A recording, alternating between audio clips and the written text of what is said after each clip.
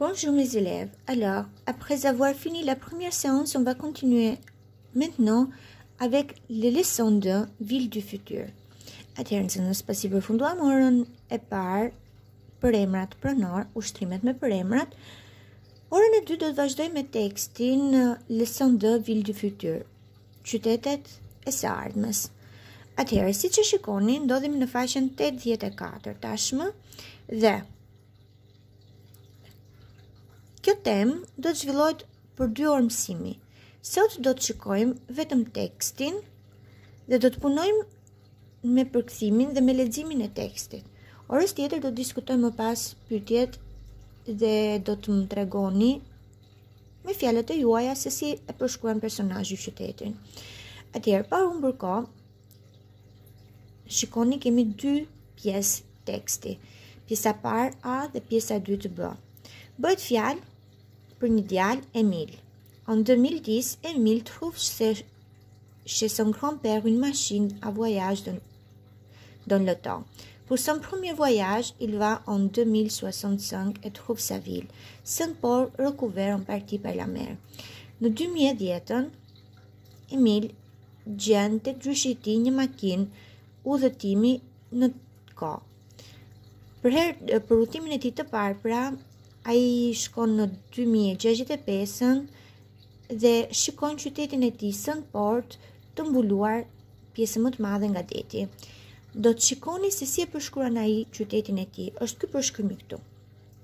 Pra i bën përshkrim të qytetit, pak a shumë.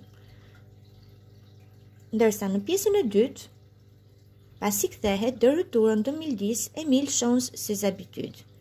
Quelques semaines plus tard, quand il fait à nouveau le voyage en 2065, son port a changé.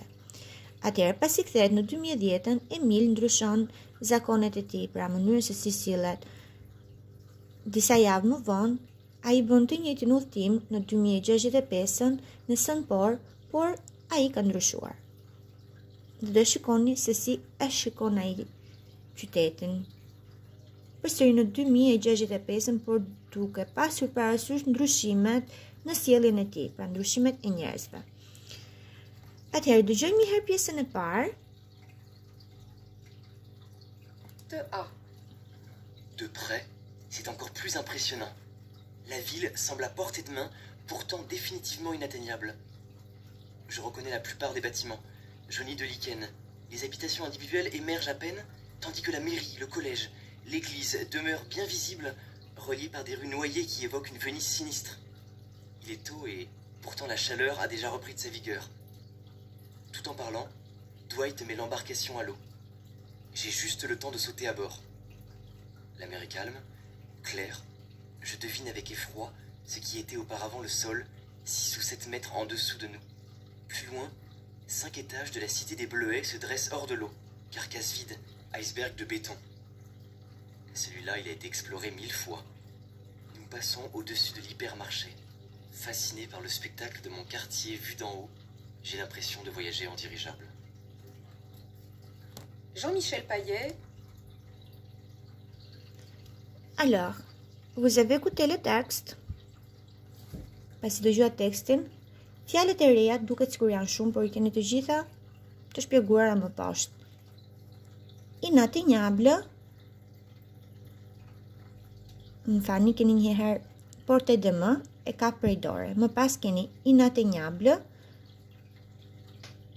e pa arritshme, pra ku nuk mund të shkojmë. Keni lichen, bâtiment jauni de lichen, ndërtesa të zverdhura nga likenet. Likenet janë barrat e këqija, siç e shikoni këtu, janë këto barrat zvaranike, të cilat ngjiten nëpër ndërtesa. Emergent, që dalin nga deti. Vigueur, e fort, pra nxehtësia ishte e fort. L'embarcation është një barkë e vogël. Effroi, i friksuar. Carcasse, kuptimi i fjalës carcasse është skelet. Pra skelete të zbrazura, iceberg betoni, do të përktheheshe rreshti. Dhe keni dirigjable, është një mjet fluturues, por që fluturon me motor, pra tip balone fluturuese. Tani do të ngjojmë dhe pjesën e dytë të tekstit.